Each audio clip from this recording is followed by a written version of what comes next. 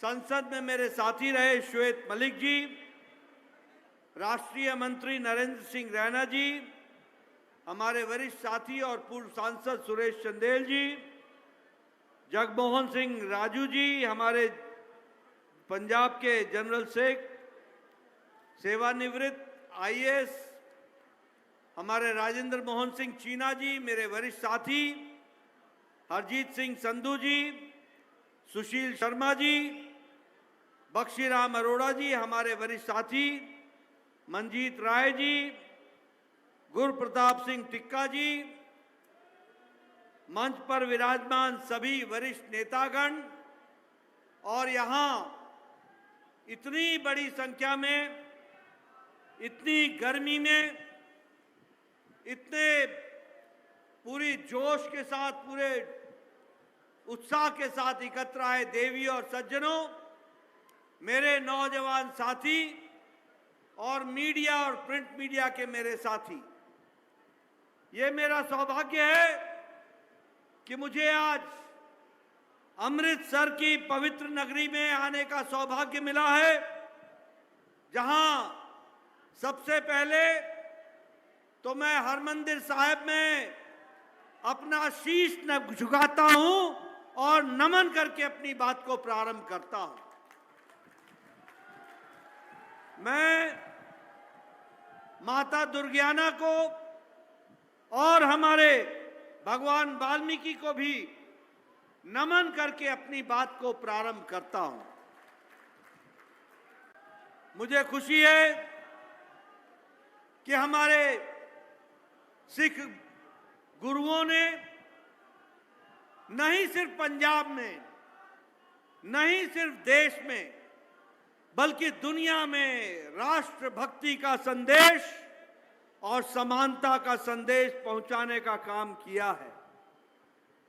मुझे इस बात की भी खुशी है कि जब मैं पंजाब में आता हूं तो मेरा दिल, मेरा सीना फक्र से चौड़ा हो जाता है, क्योंकि यही पंजाब है जिसने हमेशा हमेशा देश की रक्षा के लिए अपने आप को आहूत किया है, आगे बढ़ाया है। और मैं पंजाब के युवाओं को, पंजाब के शहीदों को, जिन्होंने जब जब देश की आवश्यकता पड़ी तब तब अपना लहू दिया है, ऐसे नौजवानों को मैं नमन करता हूं और उनका आशीर्वाद लेकर के मैं अपनी बात प्रारंभ करता हूं। मित्रों, अगर मैं कहूं भारत के तिरंगे के बारे में, तो वो तीनों रंग मेरे को हमारे पंजाब में दिखते हैं। मुझे पंजाब में शहादत का लहू दिखता है, मुझे पंजाब में सद्भाव का सफेद दिखता है, और मुझे पंजाब के किसानों के माध्यम से हरियाली की क्रांति दिखती है, हरित क्रांति दिखती है। इसलिए चाहे देश में मुगलों के खिलाफ लड़ने की बात हो, चाहे जालियांवाला बाग में अंग्रेजों के जनरल डायर से लड़ने की बात हो, पंजाब ने हमेशा अग्रगणी राज्य के रूप में देश की रक्षा की है। ऐसे पंजाब को मैं नमन करता हूं और आशीर्वाद लेता हूं। मित्रों, मैं यहां यह भी कहना चाहता हूं कि जब कोरोना आया तो चाहे प्रदेश का किसान था, चाहे नौजवान था, चाहे व्यापारी वर्ग था, सब ने आगे आकर के अपने पंजाब के लोगों की सेवा की है। ऐसे पंजाब को मैं नमन करता हूं और ऐसे पंजाब को मैं नमन करता हूं। मैं आपसे जब ये चर्चा कर रहा हूं तो मैं आपको ये बताना चाहता हूं कि हमारे प्रधानमंत्री जी ने भी पंजाब के लिए, हमारे सैनिक भाइयों के लिए अपने तरफ से कोई भी काम में कसर नहीं छोड़ी है और आगे बढ़कर के हिम्मत के साथ काम में जोड़ा है। और जब मैं ये कहता हूं तो याद कीजिए, यही कांग्रेस पार्टी थी जो 1972 से लेकर 2014 तक हमारे फौजी भाइयों को बरगलाती थी, धोखा देती थी और one rank one pension OROP को कभी लागू नहीं करती थी। और जब जाने की बारी आई तो जैसे हमारे यहां कहते हैं पायता रखना, पायता, टोकन रखना, टोकन, ऐसे 500 करोड़ रुपए बजट में छोड़कर चले गए। ये मोदी जी हैं जो 2014 में आपके आशीर्वाद से वो प्राइम मिनिस्टर बने, प्रधानमंत्री बने और 1 साल के अंदर 1.5 लाख करोड़ रुपए फौजी भाइयों के पेंशन के रूप में, OROP के रूप में पहुंचाने का काम किया। और उसी तरीके से हमें याद है कि जब 1971 में पाकिस्तान की फौजियों को श्रीमती इंदिरा गांधी ने छोड़ा था, तो तब भी उस समय नानकाना साहिब के लिए कॉरिडोर की बात नहीं की थी। उनको पंजाब याद नहीं आया था, उन्होंने उसकी चिंता नहीं की थी। लेकिन जब मोदी जी प्रधानमंत्री बने तो करतारपुर कॉरिडोर बना करके आज हमारे 75 साल बाद लोग नानकाना साहब जाने के लिए उनका रास्ता प्रशस्त किया, तो किसी और ने नहीं किया, मैं हमारे प्रधानमंत्री मोदी जी ने किया। यह भी हमको ध्यान में रखना चाहिए।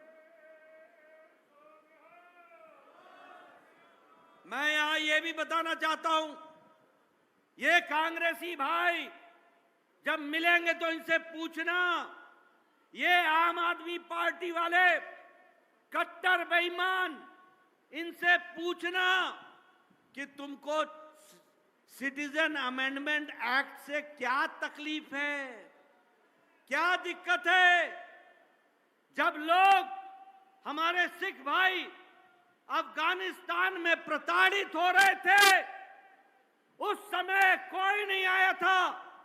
बेचारे शरणार्थी बनकर के भारत की धरती पर आए थे और उनको केजरीवाल बोलता है ये रेपिस्ट हैं, ये चोर हैं, ये थीफ हैं। बोलो, ऐसे केजरीवाल की पार्टी को आगे आने दोगे क्या? जरा जोर से बोलो, मुझे ऊंचा सुनता है। आने दोगे क्या? ये नरेंद्र मोदी जी हैं जिन्होंने सिटीजन अमेंडमेंट एक्ट लाया और अफगानिस्तान से, बांग्लादेश से और पाकिस्तान से जो सिख भाई प्रताड़ित होकर के आया, उसको भारत की नागरिकता देने का काम नरेंद्र मोदी ने किया। इस बात को भी हमको ध्यान में रखना चाहिए। ये 230 परिवार तो अभी 2 साल पहले आए, 2 साल पहले। और मैं ये कहना चाहूंगा कि ये मोदी जी थे जिनके नेतृत्व में गुरु ग्रंथ साहिब का स्वरूप, उसे भी सेवा करने का, और यहां बैठे हैं मनजिंदर सिंह सिरसा जी, ये और मैं दिल्ली के एयरपोर्ट पर गुरु ग्रंथ साहिब की सेवा करके जो अफगानिस्तान से मोदी जी के कारण आया था, उसको ठीक स्थान पर इज्जत के साथ गुरुद्वारे में पहुंचाने का काम किया था।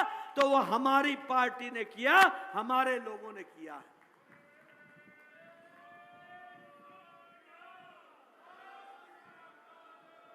हमारे गुरु गोविंद सिंह जी के शहजादे, उनका बलिदान दुनिया भूल चुकी थी, कांग्रेस भुलाने पर लगी हुई थी।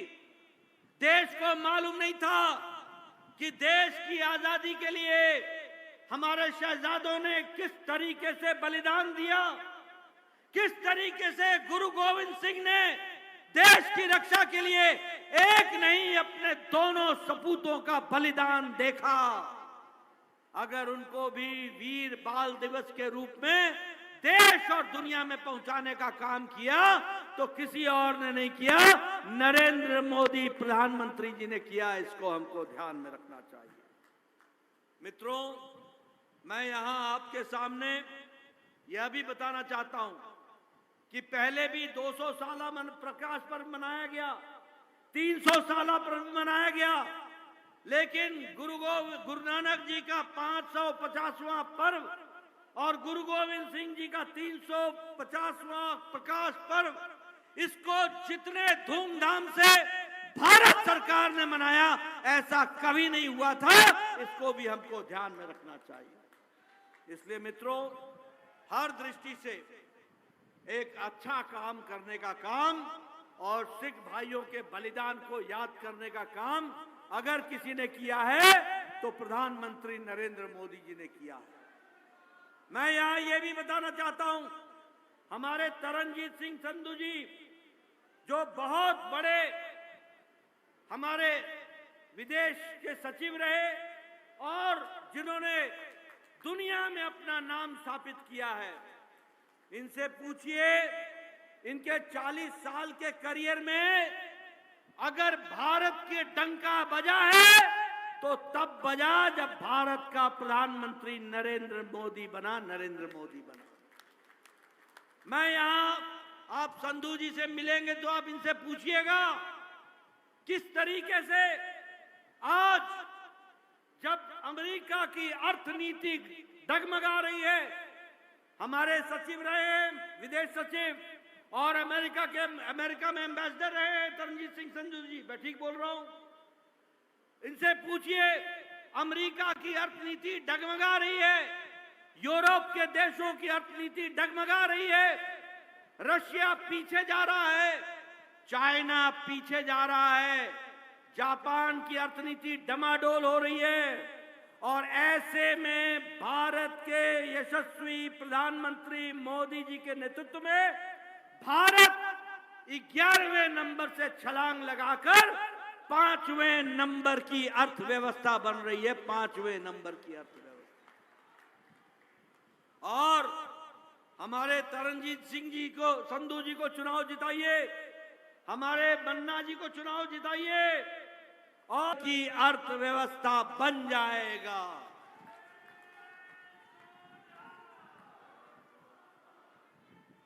दवाई में भारत आज दुनिया में दूसरे नंबर का देश है। सबसे बड़ा एक्सपोर्टर भारत है और सबसे सस्ती दवा और सबसे अच्छी दवा भारत बना रहा है, अमेरिका के साथ कंपटीशन कर रहा है। ये बदलता भारत है।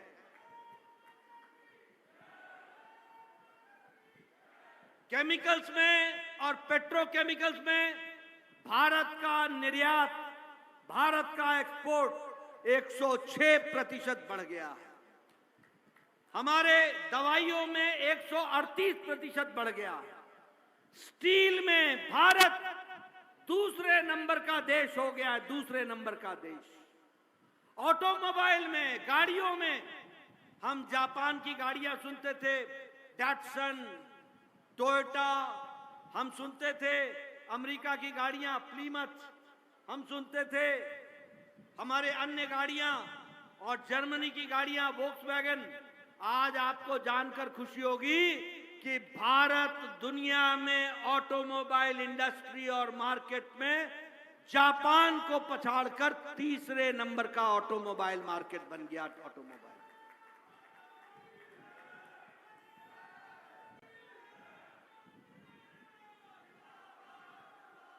10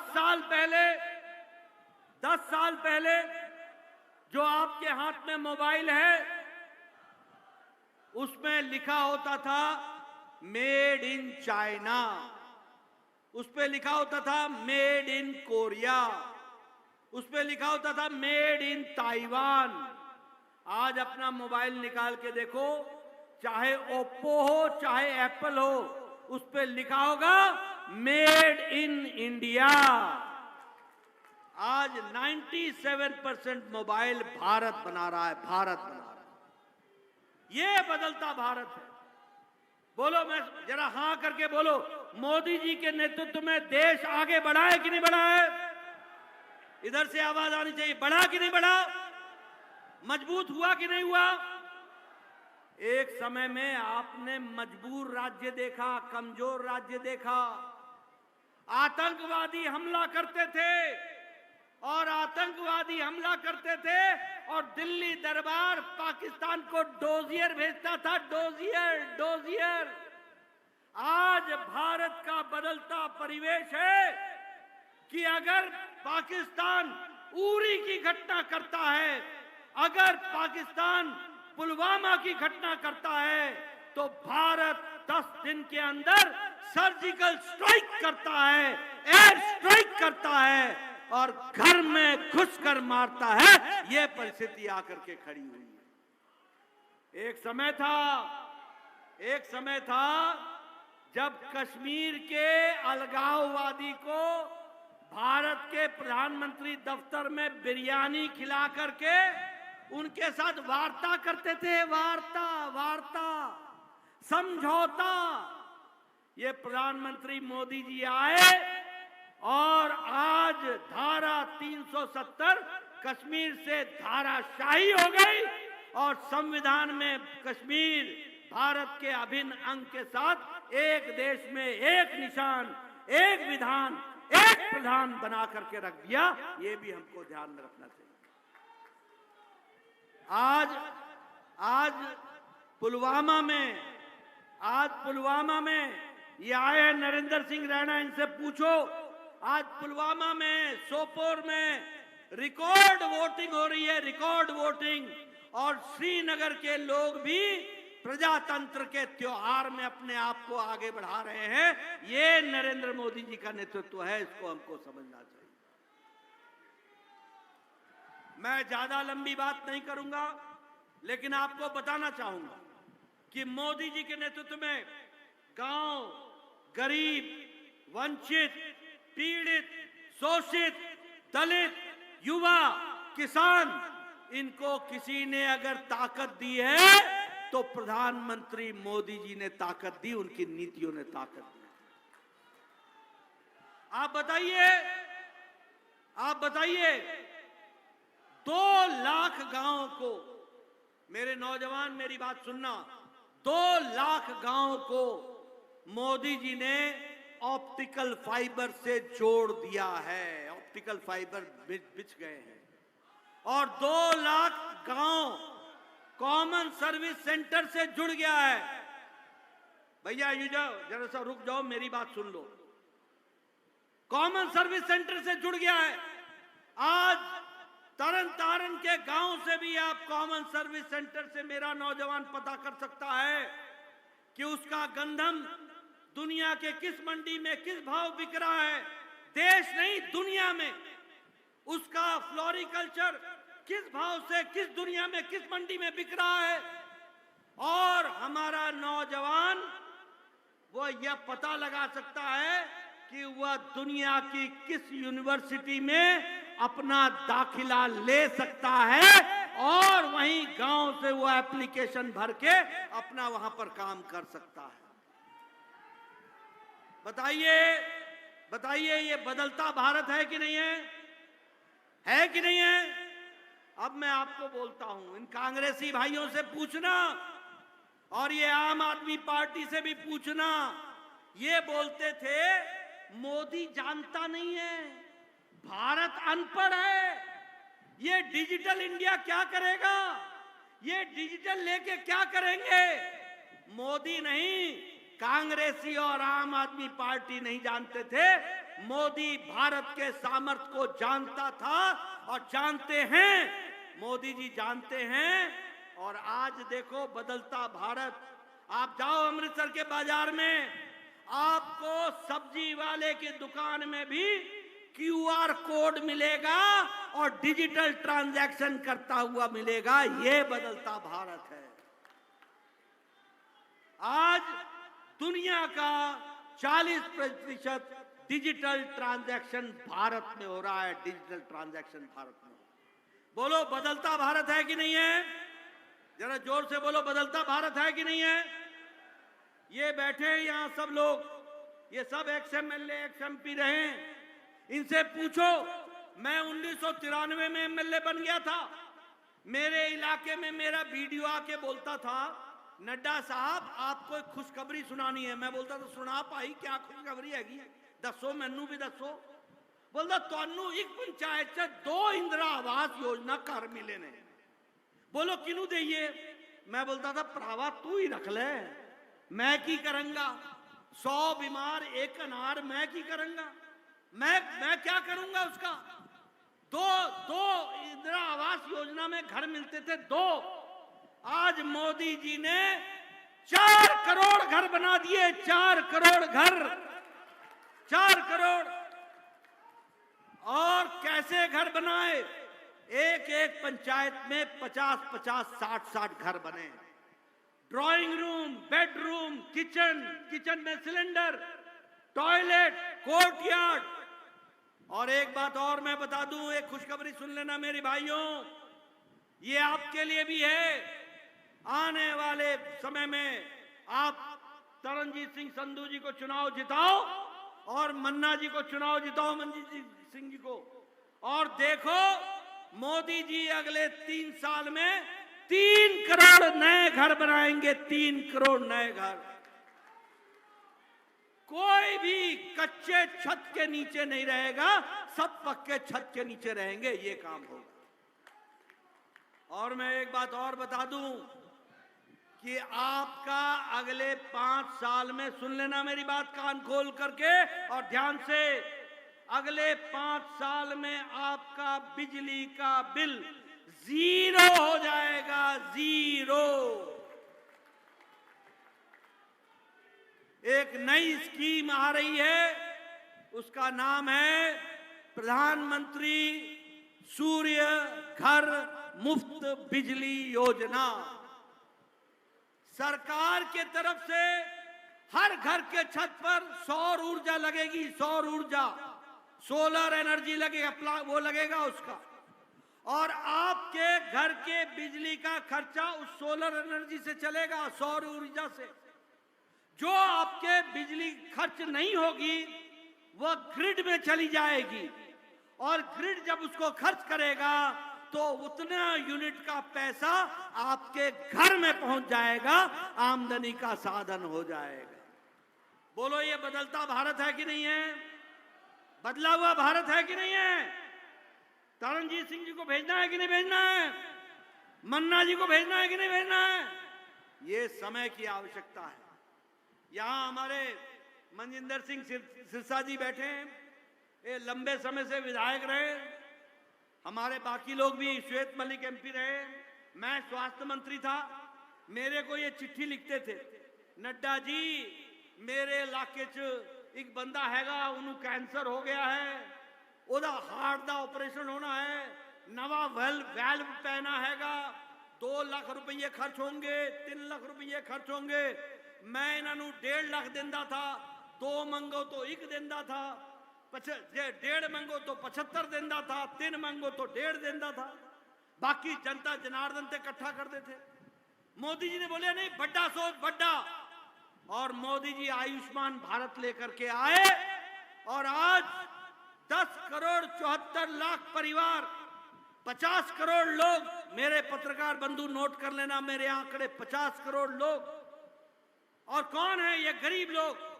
रिक्शा वाला, ठेला वाला, रेड़ी वाला, फेड़ी वाला, सब्जी वाला, बस का ड्राइवर, बस का कंडक्टर, ट्रक का ड्राइवर, ट्रक का क्लीनर, बिल्डिंग में काम करने वाला लिफ्ट मैन, बिल्डिंग में काम करने वाला सिक्योरिटी मैन, रैग पिकर, कूड़ेदान से प्लास्टिक इकट्ठा करने वाला, सैलून में बाल काटने वाला, ऐसे गरीब लोगों को मोदी जी ने आयुष्मान भारत में गंभीर बीमारी से लड़ने के लिए नोट करना, हर साल एवरी ईयर 5 लाख रुपए का गंभीर बीमारी से लड़ने के इलाज की व्यवस्था की, 5 लाख, और 365 करोड़ रुपयों का इलाज गरीब लोगों का हो चुका है।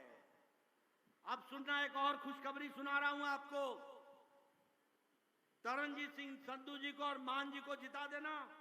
ये मामला मेरा तेरा नहीं हैगा, ये मामला देश का हैगा और देश वास्ते हैगा। क्या है मामला? मोदी जी ने कहा है कि इस देश का कोई भी माता, बहन, बुजुर्ग, कोई भी व्यक्ति जिसकी उम्र 70 साल से ऊपर की है और जिसकी उम्र 70 साल से ऊपर की हो जाएगी, जब होगी तो उसको आजीवन अंतिम सांस तक हर साल वह महिला, वह बुजुर्ग किसी भी जाति की हो, किसी भी धर्म की हो, किसी भी इलाके की हो या किसी भी आमदनी की हो, अमीर हो या गरीब, सबको मोदी जी की तरफ से आजीवन अंतिम सांस तक हर साल 5 लाख रुपए का आयुष्मान कार्ड मिलेगा। 5 लाख रुपए। बोलो बोलो, ये बदलता भारत है कि नहीं है? यहां तो इंश्योरेंस वाले भी 70 साल के बाद हेल्थ का इंश्योरेंस नहीं करते, और मोदी जी ने अंतिम सांस तक इंश्योरेंस किया है, यानी आपके अंतिम समय तक, और कोई भी हो, हम भी 70 के ऊपर के होंगे तो आयुष्मान कार्ड मिलेगा। बोलो, ये बदलता भारत है कि नहीं है? आगे बढ़ाना है कि नहीं बढ़ाना है? तरनजीत सिंह संधू को लाना है कि नहीं लाना है? मन्ना जी को लाना है कि नहीं लाना है? अगर लाना है तो विकास तभी होगा, इस बात को हमको ध्यान में रखना। आप बोलो, आजकल हाईवे बन रहे हैं कि नहीं बन रहे हैं? जरा जोर से बोलो, ऊंचा सुनता है मेरे को। हाईवे बन रहे हैं कि नहीं बन रहे हैं? 4 लेन बन रहे हैं कि नहीं बन रहे हैं? 6 लेन बन रहे हैं कि नहीं बन रहे हैं? कॉरिडोर बन रहा है कि नहीं बन रहा है? इकोनॉमिक कॉरिडोर बन रहा है कि नहीं बन रहा है? एक्सप्रेस वे बन रहा है कि नहीं बन रहा है? एक विकास की नई कहानी लिखी जा रही है। आप बताइए, रेलवे पंजाब में 19 गुना रेलवे का बजट बढ़ा है, 19 गुना, 19 टाइम्स। और आप बताओ, अमृत भारत में स्टेशन नए बन रहे हैं कि नहीं बन रहे हैं? और वंदे भारत ट्रेन चल रही है कि नहीं चल रही है? और हाई स्पीड ट्रेन चल रही है कि नहीं चल रही है? फर्क दिखता है? बोलो, फर्क दिखता है? पहले जम्मू मेल में जाया करते थे, आया करते थे, आजकल वंदे वंदे, मैं तो वंदे पकड़या। ये कहां से आया वंदे भारत? ये बदलता भारत है जिसको हमको समझना होगा। इसलिए मित्रों, चाहे गांव हो, चाहे शहर हो, चाहे गरीब हो, चाहे वंचित हो, चाहे पीड़ित हो, चाहे शोषित हो, चाहे दलित हो, चाहे आदिवासी हो, सबको बढ़ाने का काम किया है तो नरेंद्र मोदी जी ने किया है। इसको हमको ध्यान में। अब मैं आपको बताना चाहता हूं, आप बताओ कि आपके यहां एक कट्टर बेईमान पार्टी है कि नहीं है? बोलो, कट्टर बेईमान पार्टी है कि नहीं है? है कि नहीं है? और आप देखो कि यहां दिल्ली में दोस्ती कांग्रेस और आम आदमी पार्टी की, और अमृतसर में नूरा कुश्ती। बोलो, ऐसी पार्टियां चाहिए क्या? चाहिए क्या? ये यहां नूरा कुश्ती करते हैं और दिल्ली में गलबाइयां बजाते हैं, एक दूसरे को बचाते हैं। ये सब बेईमान पार्टियां हैं, सब बेईमान पार्टियां हैं। देखो, इनका 2 ही रास्ता है, दो ही, सिर्फ 2। एक, ये घमंडिया गठबंधन, ये इंडिया अलायंस, पहला परिवारवाद बचाओ, दूसरा भ्रष्टाचारियों को बचाओ। मोदी जी कहते हैं भ्रष्टाचारियों को हटाओ, और ये लोग कहते हैं भ्रष्टाचारियों को बचाओ, भ्रष्टाचारियों को पनपाओ। अब बताओ, कांग्रेस पार्टी, मेरे को एक बात का जवाब दो, ये कांग्रेस पार्टी ने ये अपना कोयला घोटाला किया था कि नहीं किया था? किया था कि नहीं किया था? जरा उधर से भी आवाज आए, किया था कि नहीं किया था? आप बताओ, इन्होंने चीनी घोटाला किया कि नहीं किया? चावल घोटाला किया कि नहीं किया? पनडुब्बी घोटाला समुद्र में जाकर किया कि नहीं किया? हेलीकॉप्टर वेस्टलैंड का घोटाला किया कि नहीं किया? आप बताओ, 2G 3G जीजाजी का घोटाला किया कि नहीं किया? कॉमनवेल्थ गेम का घोटाला किया कि नहीं किया? कौन सा घोटाला छोड़ा कांग्रेस पार्टी ने? कौन सा घोटाला? हर दिन नया घोटाला। आप बताइए, ये अखिलेश जो है, इसने गोमती रिवर फ्रंट का घोटाला किया कि नहीं किया? आप बताओ, ये फूड ग्रेन का घोटाला किया कि नहीं किया? लैपटॉप घोटाला किया कि नहीं किया? लालू चारा खा गया कि नहीं खा गया? लालू अलकतरा खा गया कि नहीं खा गया? लालू नौकरी के जगह पर जमीन खा गया कि नहीं खा गया? आप बताओ, ममता के मंत्रियों ने टीचर भर्ती घोटाला किया कि नहीं किया? अपने घरों से नोट के जखीरे निकले कि नहीं निकले? आप बताइए, के कविता ने शराब का घोटाला किया कि नहीं किया? डीएमके ने बालू घोटाला किया कि नहीं किया? आप बताइए, ये सब लोगों ने घोटाला, अरविंद केजरीवाल ने शराब का घोटाला किया कि नहीं किया? दवाई का घोटाला किया कि नहीं किया? आप बताइए, सोनिया गांधी बेल पर है कि नहीं है? और राहुल गांधी बेल पर है कि नहीं है? आप बताओ, पी चिदम्बरम बेल पर है कि नहीं है? आप बताओ, ये कार्तिक चिदम्बरम बेल पर है कि नहीं है? आप बताओ, लालू यादव बेल पर है कि नहीं है? आप बताओ, 1 तारीख तक केजरीवाल बेल पर है कि नहीं है? आप बताओ, टीएमसी के नेता बेल पर है कि नहीं है? आप बताओ, डीएमके के नेता बेल पर है कि नहीं है? आप बताओ, मनीष सिसोदिया जेल में है कि नहीं है? आप बताओ, सत्येंद्र जैन जेल में है कि नहीं है? आप बताओ, आजम खान जेल में है कि नहीं है? आप बताओ, पार्थो चैटर्जी जेल में है कि नहीं है? आप बताओ, डीएमके के नेता जेल में है कि नहीं है? ये सारे इंडिया अलायंस, घमंडिया गठबंधन या तो बेल पर हैं या जेल में हैं। सारे भ्रष्टाचारी है, सारे भ्रष्टाचारी। ऐसे लोगों को आगे आने दोगे क्या? आने दोगे क्या? आप बताओ, एक कांग्रेसी नेता, मैं कल झारखंड में था, झारखंड, वहां एक कांग्रेसी नेता मंत्री के पीए के नौकर के घर से 29 करोड़ रुपए निकले। एक कांग्रेसी मंत्री के, एमपी के घर से झारखंड के 300 करोड़ रुपए निकले। बैंक वालों को 18 नोट गिनने की मशीन भेजनी पड़ी, 18, और नोट गिनने में 3 दिन लगे। ये रिकॉर्ड तोड़ने वाले बेईमान हैं, रिकॉर्ड तोड़ने वाले बेईमान। और ये सभी परिवार की पार्टी है।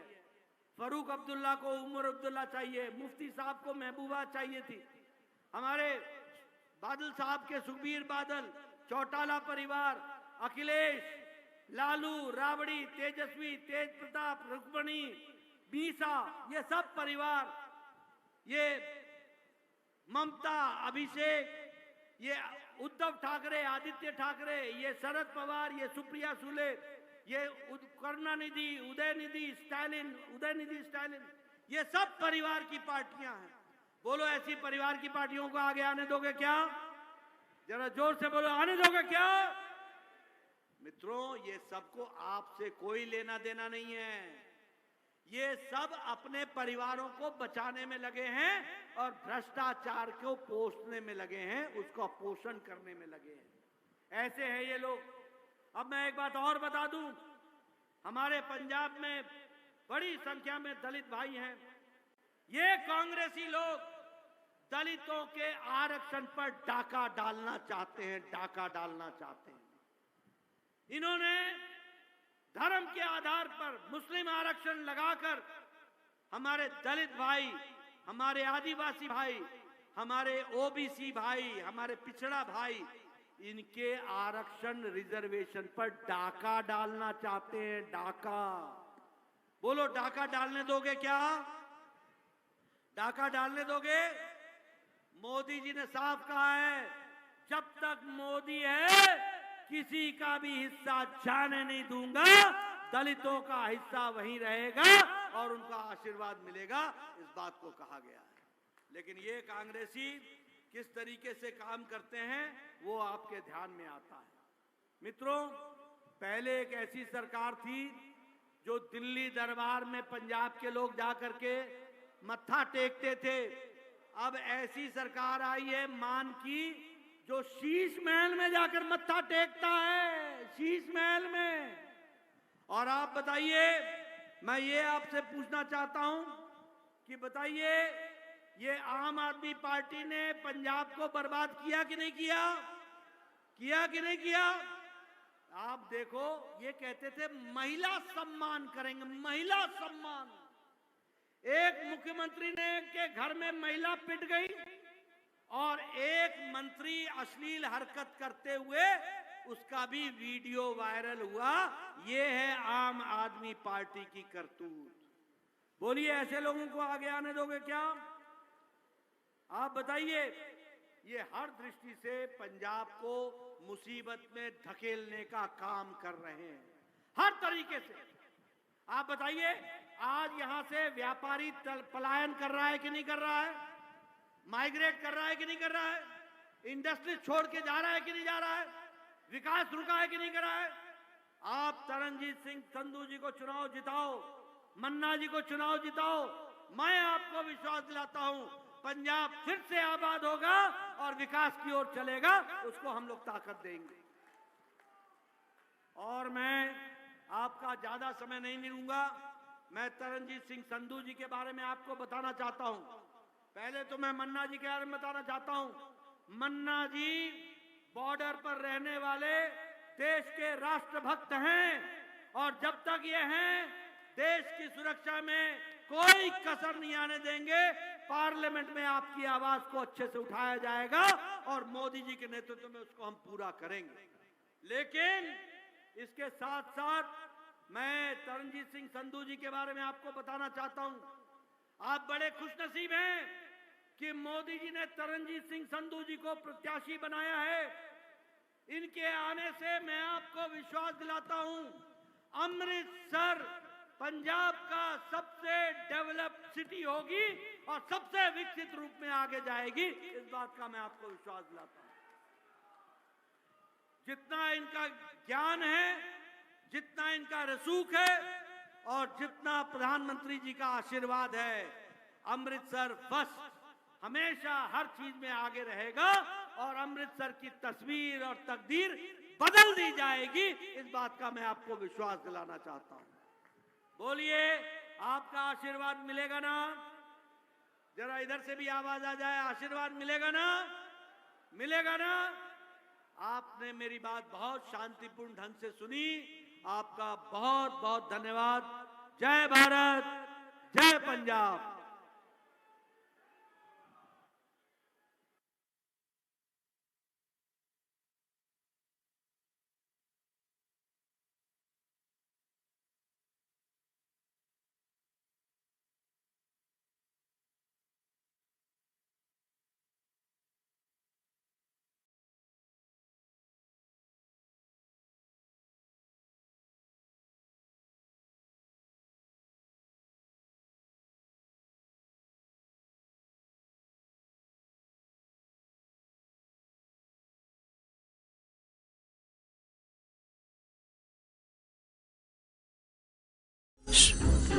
இங்க நின்னு என்ன யோசிக்கிற?